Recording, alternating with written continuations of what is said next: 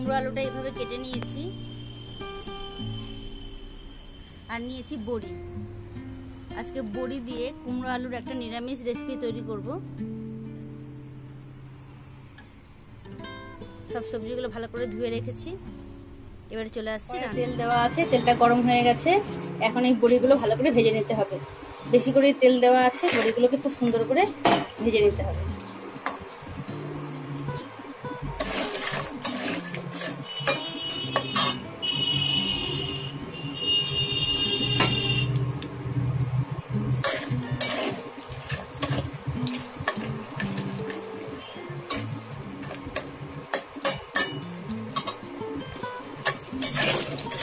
বড়িগুলোকে একদম ছাকা তেলে মুচমুচে করে ভেজে নিতে হবে।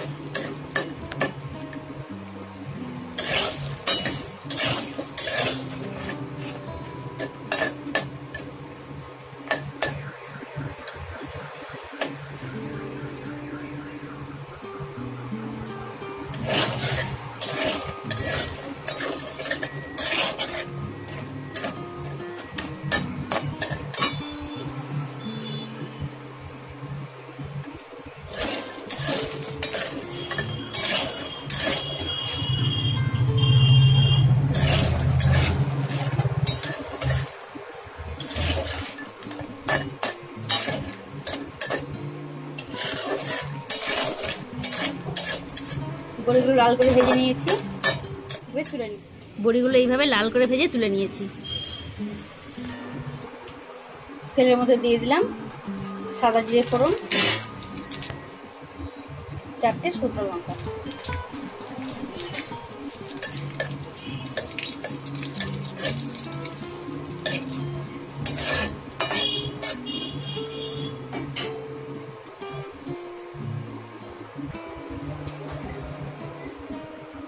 কুমড়ো আলুটা এই তেলের মধ্যে দিয়ে দিচ্ছি।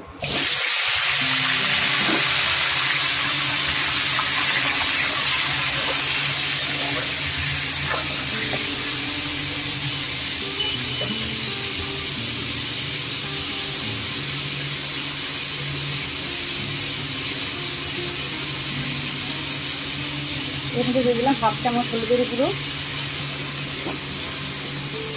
নুন দিয়ে দিলাম 1 চামচ।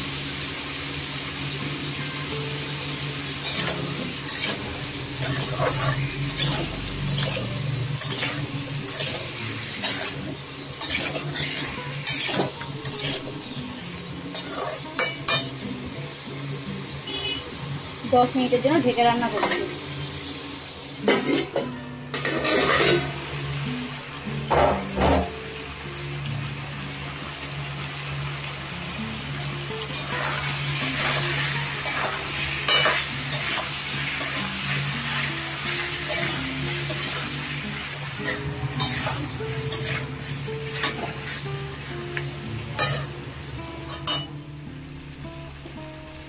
এর মধ্যে দিয়ে দিলাম আদা জিরে বাটা,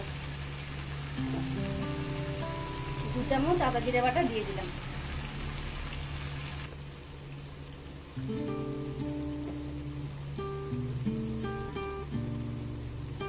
লঙ্কার গুঁড়ো দিয়ে দিলাম 1 চামচ।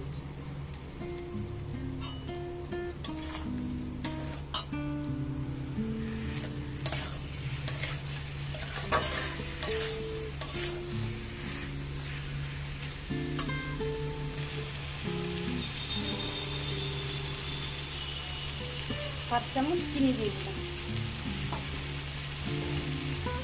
সব কিছু ভালো করে কষিয়ে দিলাম।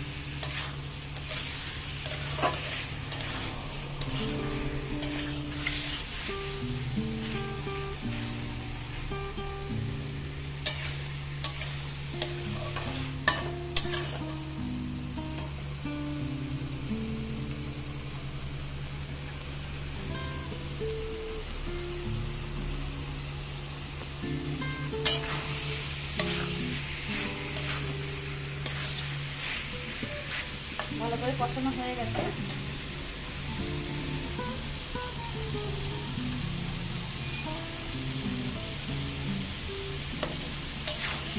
আলু কিন্তু সিদ্ধ হয়ে গেছে। এর মধ্যে দিয়ে দিলাম পরিমাণ মতো জল, একটু বেশি করে জল দিতে হবে।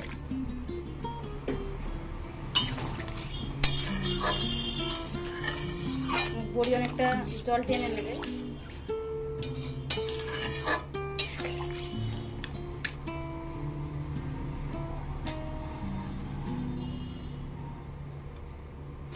ঝোলটা ভালো করে ফুটতে টাইম দিচ্ছি, ফুটে উঠলে বড়িগুলো দিয়ে দেবো।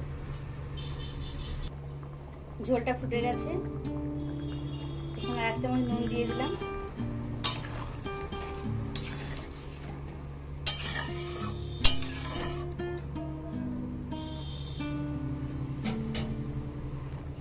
আরো 1 মিনিট মতো ফুটিয়ে নেওয়ার পরে ভাজা বড়িগুলো এর মধ্যে দিয়ে দিচ্ছি।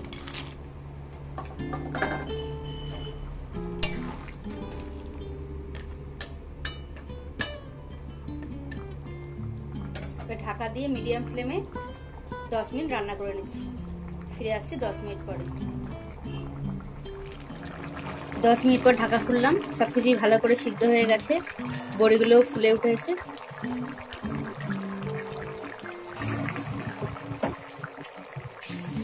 গ্যাসের ফ্লেমটা কমিয়ে দিয়ে গরম মশলা গুঁড়ো দিয়ে দিচ্ছি।